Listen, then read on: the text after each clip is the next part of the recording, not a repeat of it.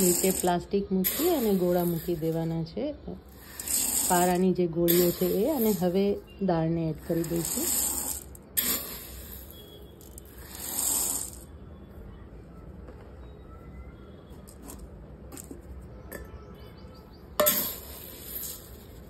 જ્યારે પણ તમે કોઈ અનાજ ભરો કે દાળ ભરો કે ચોખા ભરો ત્યારે ખાસ એ વાત ધ્યાન રાખવાનું કે ભગવાનનું નામ લેવાનું, જેથી કરીને એક આધ્યાત્મિક રીતે પણ બહુ જ સરસ, અને જે ખાનાર છે એને પણ એકદમ સરસ સુખ અને શાંતિ મળે અને એક તૃપ્તિની મળે.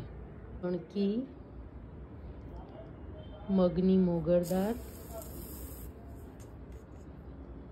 મગની ફોતરાવાળી દાળ, પારાની મોટી ગોળી છે, સાચવણી માટે એડ કરી દઈ છું.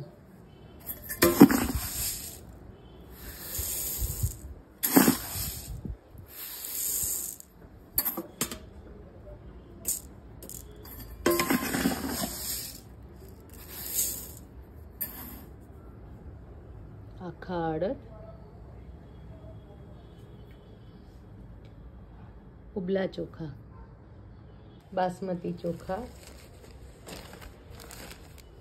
આવી રીતે પ્લાસ્ટિક મૂકી દેવાનો.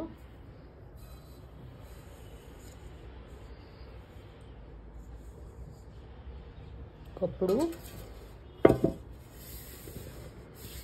પેક કરી દેવાનું. તુવેરની દાળ,